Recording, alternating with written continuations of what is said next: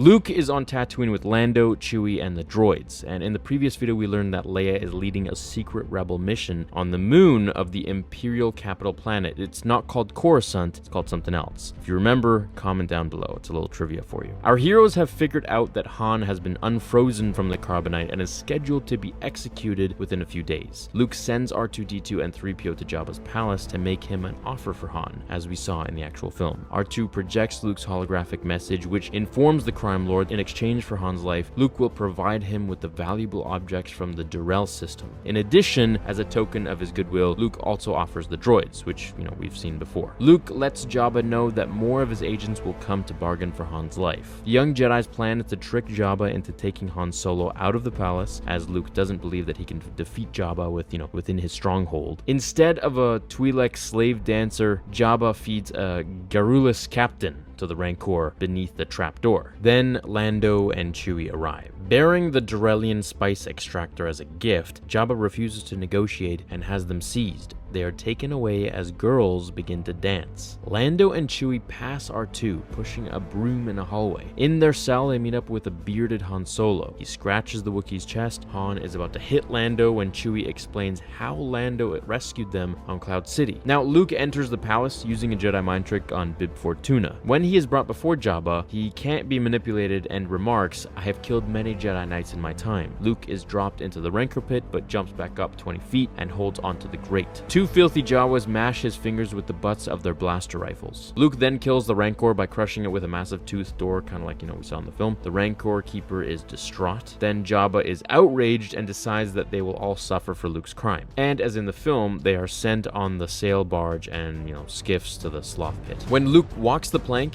he uses it for a springboard, just like we saw, catapulting himself back into the skiff and using the force to pull a blaster from its holder. All hell breaks loose. Chewie throws one of the guards into the sloth pit, which is the Sarlacc pit. Jabba is at first amused, but then gives the order to shoot everyone, including those on his side. The Wookiee is wounded, the skiff tilts over, and Han and Luke fall out, sliding slowly downwards into the ooze. Another guard is eaten. The droids gain access to the control room and set the barge on a self-destruct sequence, then throw themselves out a window. Lando lowers a tow cable to help his friends as Chewie loses consciousness. The barge explodes and drops into the pit, throwing Jabba, Bib, and company into the waiting jaws of the sloth, later to be known as the Sarlacc. Lando pilots the skiff to safety after pulling the droids out of the sand. At the Hutt spaceport, the Falcon blasts off, but is seen by Imperial stormtroopers. Han says, "Boy, it's great to be behind these controls again." Luke tells him, "Alright, hotshot, head this bucket towards the Sice system."